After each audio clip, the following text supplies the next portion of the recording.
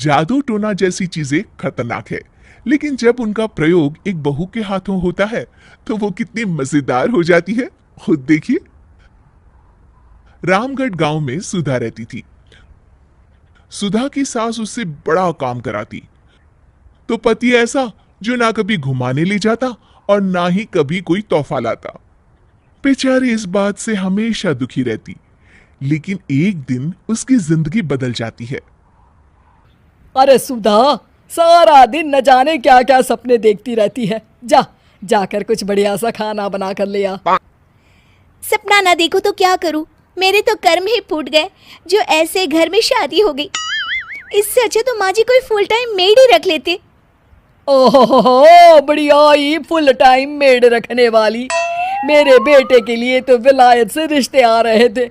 वो तो तेरे पापा ने तेरी इतनी झूठी तारीफ कर दी कि हमारा तो मन ही पिघल गया। अच्छा, विदेश से रिश्ते? वाह माँ जी वाह। अरे भगवान से तो डरिए, विलायती बहू लाकर क्या गाय का गोबर लिपवाती। बहू बहू होती है, ना वो देशी होती है ना विलायती। बहू का काम सिर्फ सास की सेवा और घर का काम होता है। और सुन, तुझे मैं क्यों बताऊं कि मैं क्या करती? जाकर घर का काम कर। सुधा मन महसूस कर वहां से चली जाती है। शाम को सुधा का पति जल्दी घर आता है, जिसे देख सुधा खुश हो जाती है। जी आ गए आप। जरूर मुझे कहीं घुमाने ले जाने का प्लान होगा आपका। सब समझती हूँ मैं। अरे नहीं भाग्यवान, घूमना क्या है, बस आज जल्दी बस मिल गई तो घर जल्दी पहुंच गया। अच्छा सुनो, जरा आज शाम की चाय के साथ पकोड़े भी तल लेना, बड़ा मन कर रहा है। सुधा पति की बात सुनकर पैर पटकती हुई किचन में चली जाती है।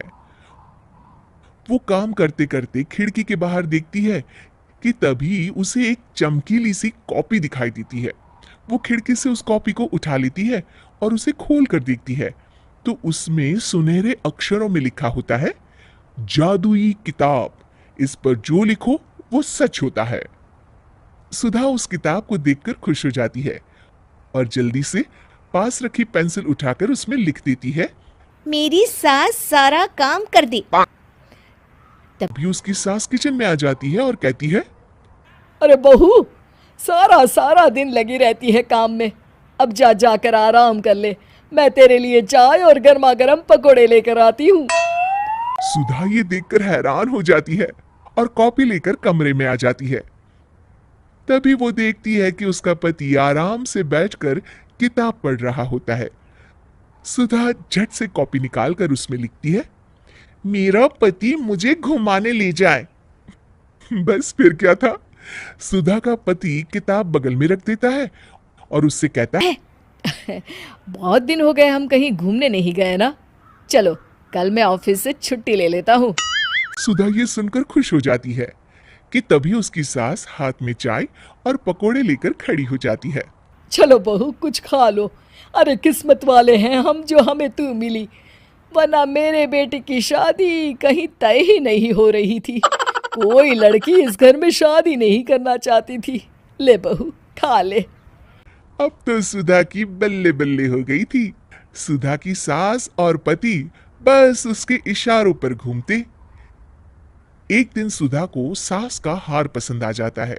वो सास से कहती है, माँ जी कितना खूबसूरत हार है, क्या ये हार आप मुझे दे देंगी? ओए होए, बढ़िया ही मुझे दे देगी? अरे तेरी माँ ने दिया है ना मुझे, जो मैं तुझे दे दूं? मैं अपने एक भी गहने तुझे कभी नहीं दूंगी। तभी सुधा अपने कमरे में जाती है और कॉपी में लिख देती है, सास के सारे गहने मेरे हो जाए। अब क्या था, थोड़ी ही देर में सास एक संदूक लेकर उसके कमरे में आ जाती है। बहू ये ले। ये क्या है माँ जी? बेटा ये मेरे गहने हैं। अब मुझ बुढ़िया पर तो ये अच्छे नहीं लगते, तेरी तो उम्र है पहनने उड़ने की। ये ले, गहने तू ही रख ले। तभी सुधा की नजर उस हार पर पड़ती है जो सासू माँ ने पहना है। और माँ जी ये हार जो आपके गले पर है? सास हार उतारती हुए कहती है, हाँ हाँ बहू, ये भी ले ले। फिर कान के टापस उतारते हुए कहती है, ये ले बेटा, तू ये भी ले ले। फिर एक एक कर वो अपने सारे पहने हुए गहने उतारने लगती है।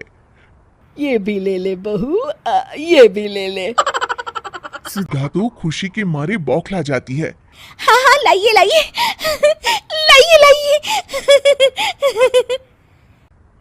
तभी सुधा का पति उसके पीछे आकर खड़ा हो जाता है और जोर से चिल्लाता है। अरे सुधा, क्या हुआ? क्या लाइए लाइए कर रही हो? अरे जरा कढ़ाई में तो देख लो, सारे के सारे पकोड़े जल गए। तभी सुधा की सास भी उसके सामने आ जाती है। इस लड़की से तो एक काम ठीक से नहीं होता, दिन भर सपने ही देखती रहती है। तभी सुधा को होश आता है। वो खिड़की के बाहर देखती है जहां उसे कुछ दिखाई नहीं देता। दरअसल जादुई वादुई कुछ नहीं था, वो सिर्फ एक काल्पनिक सपना था जो सुधा अपनी जिंदगी से तंग आकर देख रही।